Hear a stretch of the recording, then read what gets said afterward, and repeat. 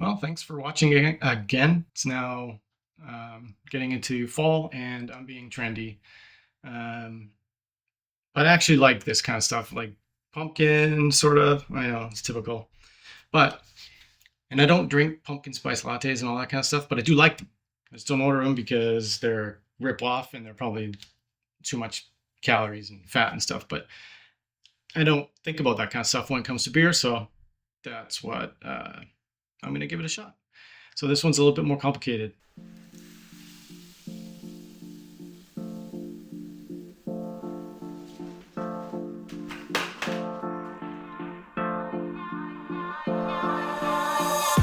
So this is my 5th beer that I've made, and I'll do an all grain brewing with the Brewzilla and Fermzilla.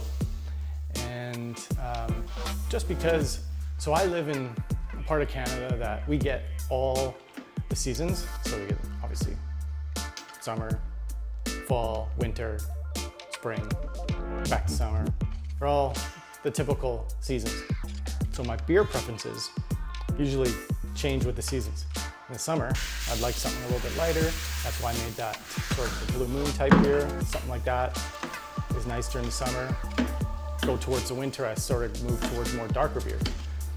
And, you know, I like winter type beers. And then, so it's kind of going into the fall season. And I thought I'd do something kind of like it's typical because I'm gonna use pumpkins. So now I'm starting to think that because I had that other plastic paddle, I was actually probably not mixing this in as well as I could have been. This is the first time I've actually been experiencing those dough balls, so maybe I was getting them before, but I didn't notice it because when you're using this little thing, it bends. Turns out today is Thanksgiving Monday in Canada, so I wanted to have something ready by then. So I brewed this a couple weeks ago. Jumping forward to the future, because the footage is of me brewing, obviously, 2 weeks ago. I found this recipe on Brewfather. The author is Homebrewer Pumpkin Ale. I'll post this, where this menu is, or this recipe is, and I changed things just for the sake of it. No real reason. I ordered all the ingredients myself, and I did make another mistake. But one of the things I just changed was instead of pale 2-row, I just used Maris Otter just because I felt like trying it, even though I won't be able to tell the difference. And the rest of it I kind of followed because I don't know why any of these ingredients are included in the recipe. So that's the thing that I still have to learn, is how to make recipes and even why you would use some of these things. Some of them are for color, some of them are for, I don't know.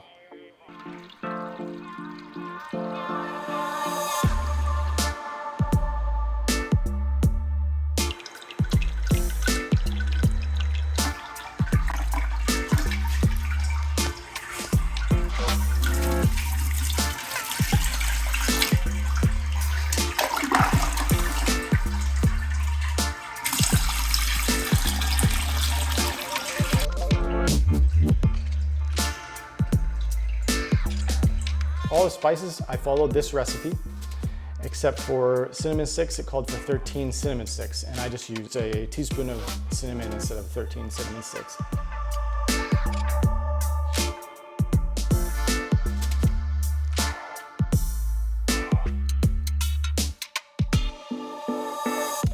And so for the pumpkin, some recipes I saw don't even use it. Some just use the spices, some use, this one actually uses, I think, butternut squash, just for the sake of ease, I guess, maybe.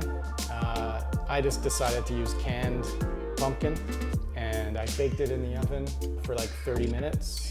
Then I added it to the boil right at 60 minutes, right at the start of the boil.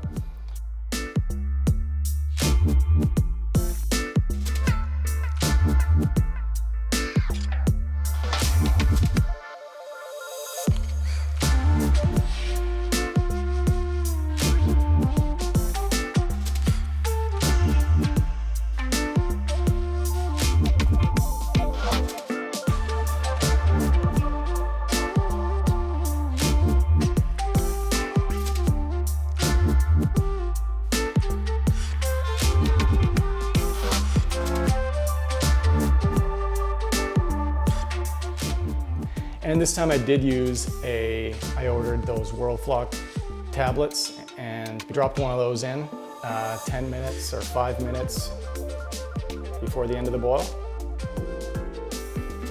This one also called for a hop stand, which is something I never did before. And what I did was I just I turned off the heat after the boil and I let it cool down to about 80 Celsius. And then I added these Mount Hood hops for 20 minutes. Just let it sit for 20 minutes before I started like doing the rest of the cooling. And they sat in the hop spider and they just sat there, and I don't know if that's good. And the pumpkin was just in the middle of the hop spider too, so I don't know if that changes the effectiveness of it. But that's what I did because I just didn't want to have all that stuff mixed into the kettle, and I had that clog that one time. I'm freaked out. I don't want to have another clog.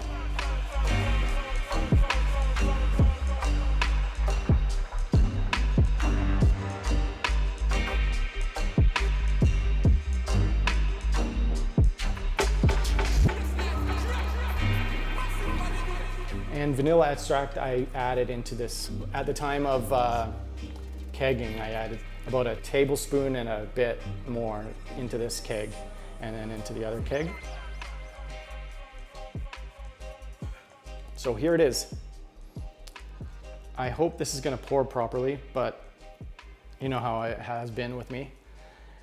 So I'm just gonna go for it, see what happens.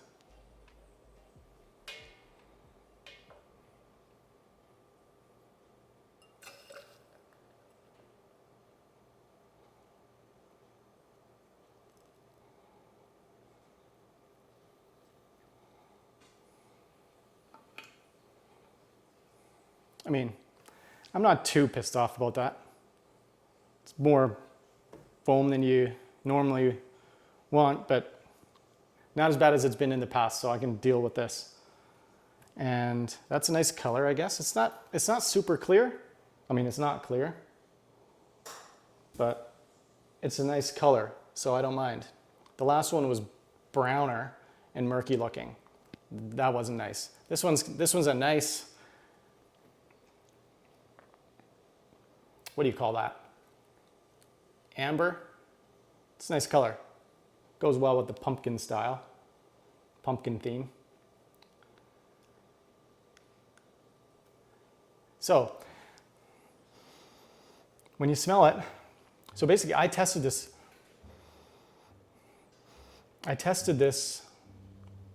a week after, 5 days after the fermentation, the main fermentation stopped, and I'm kind of like, when do I just keg it? And when I first tasted it, I was like, oh, I don't know if I really like this. And but it didn't taste bad. I was just like, I'm not sure it's good. I can't really taste the spices. I can't taste the pumpkin. But I watched the apartment brewer's version of this pumpkin beer, and he did that. And then he didn't think there was enough spices, so he added some. And then bad idea, he said. So I left it. And definitely when I smell it, I smell the allspice, cinnamon. I mean, I can't say I'm smelling all those individually, but basically when you're smelling a pumpkin pie or whatever, that's what you're smelling. It's nice. So, let's try it.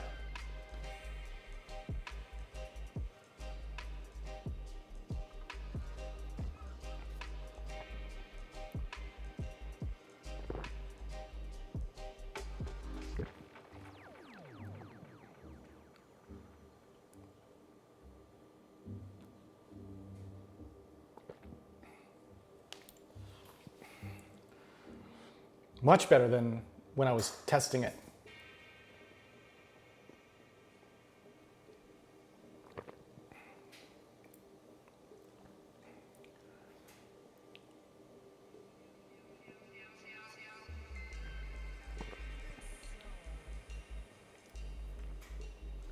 Spices you can pick up, but it's subtle, and that's what I wanted.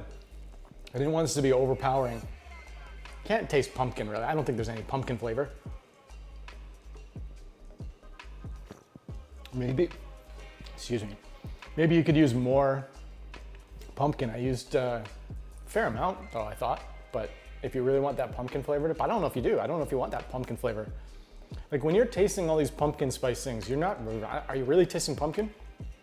Even when you even when you eat pumpkin pie, I don't think I even knew the whole time I was a kid eating pumpkin pie that this was actually pumpkin, brown, sweet. So, but of course, if it was a pumpkin pie flavored, that's different. Yeah, pumpkin pie flavored. Not bad at all, but I'm gonna say this is good. I'm happy with this. And, I mean, I haven't been disappointed yet.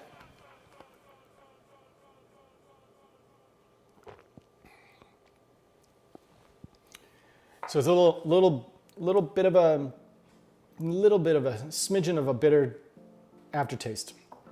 So it's not too sweet, not too spicy.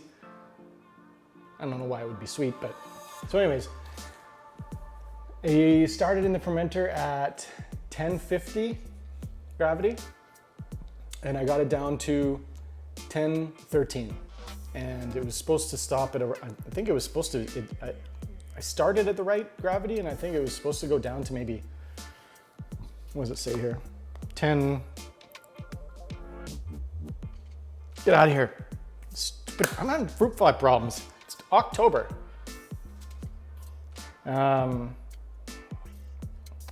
Gravity was supposed to be, final gravity, 1011.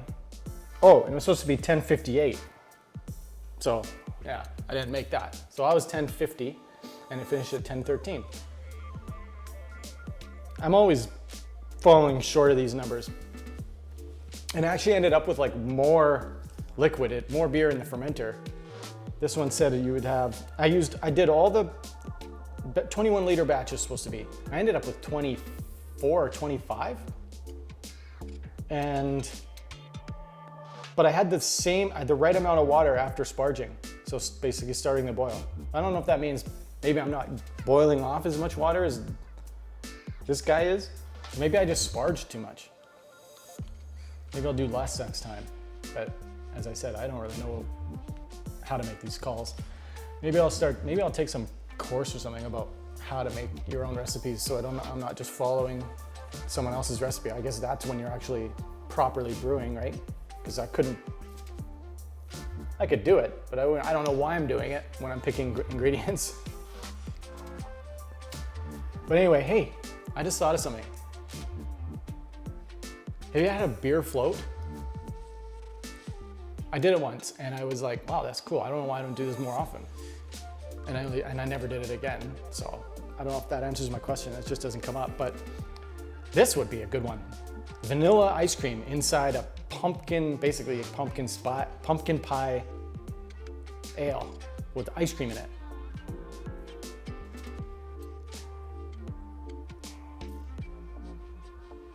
I'm gonna do it. Yeah.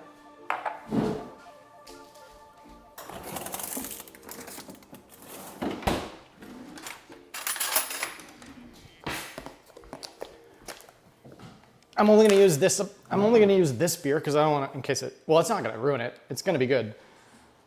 But I mean, this is just a test. So let's go. Ice cream into a pumpkin latte beer. Now let's see if you should try this at home.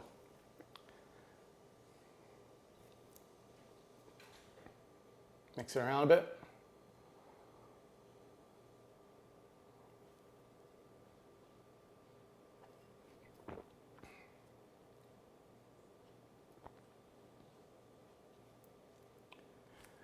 Kind of thought that it would be right away awesome. Look, I don't normally hold a beer like this. I'm just trying to do it for the video.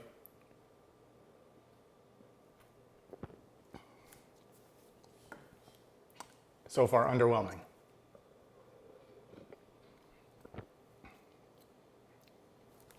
Maybe I need to use the spoon.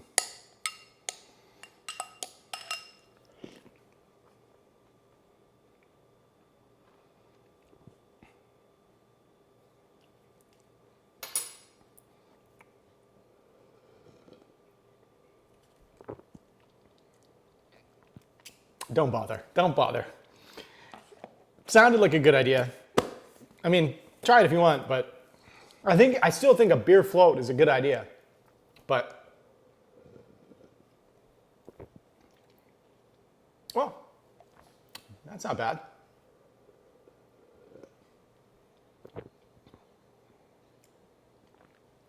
Yeah, maybe if you get the right mix. Maybe I just don't have enough ice cream in here. Although, there's barely any beer in there too.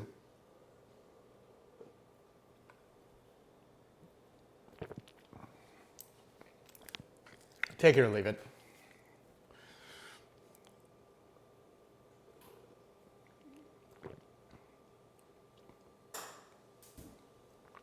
No, in general, don't do it. Doesn't go well with the hops.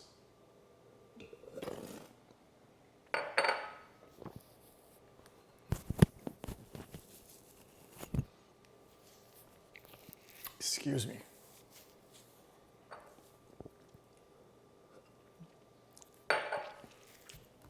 Yeah. No. Sounded like a good idea. I mean, even what if you put a little whipped cream on top? Maybe try that too. But I mean, you don't need to do that. That's not what this is for. It's not a dessert beer. Just drink them like this. So thank you, home brewer on Brewfather, for this recipe. I appreciate it, even though I didn't follow it perfectly. And I don't know if that's a slap in the face to just sort of steal part of your recipe and then not use all of it, but I pretty much used the main parts of it, the most important parts, and you came through, home brewer.